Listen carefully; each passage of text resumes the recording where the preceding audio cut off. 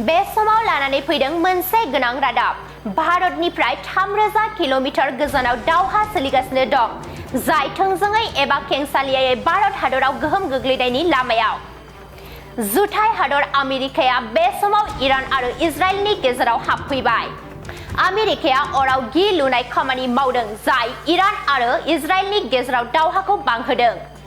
आमेरिकानि operation midnight हेमारनि उनाव इराना दा बे दावहानि जाहोनाव हरमुज स्ट्रेटखौ बन्द खालामनो हुमखि होदों जुदि बे लामाया बन्द जायो अब्ला थाव आरो गेसनि जगायनायाव आंखाल नुजाथिगोना रोखा मुलुगनि 20% थाव जगायनाय लाबोनाय दैथायहरनाया बे लामाजों जायो बे गासिबो जिंगासिनायनि गेजेराव एलपिजि सिलिन्डार जगायनायखौ लानानै भारतआव जिंगासिनो गोनां जानानै दं गेजेर सानजानि जेंनाया भारतआव एलपिजि सिलिन्डारनि आंखाल सोमजिहोदों भारतआव बाहायजानाय मोनथामनि गेजेराव मोननै सिलिन्डारा सोनाब एसियानिफ्राय फैयो जुदि दावहाया सोलिबाय थायो आरो जगायनाय फारियाव हेंथा जायो अब्ला भारतनि संग्रा गेस बाहायनायखौ लानानै आंखाल जानो हागौ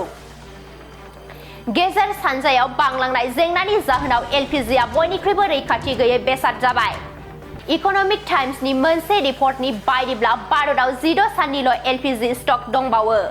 रिपर्टआव बुंनाय जादों दि पेट्रलियाम आरो मिथिंगायारि गेस मन्थ्रि बिफाननि खारिखौ नायनानै बायजोनिफ्राय लाबोनाय टार्मिनेल रिफाइनारिफोर आरो बटलिं प्लान्टफोराव एलपिजि दोनथुमनायनि गोहोआ हादरनि सानजेर बाहायनाय बायदियै 14 सानसिमल' थागोन उज्ज्वला बिथांखियानो जा एबा गेसनि अनसुंथायानो जा भारतआव थांनाय 10 बोसोराव एलपिजि गेसनि बाहायनाया 2 गुन बांदों भारतआव 330 मिलियन सुबुंफोरा एलपिजि सिलिन्डार बाहायो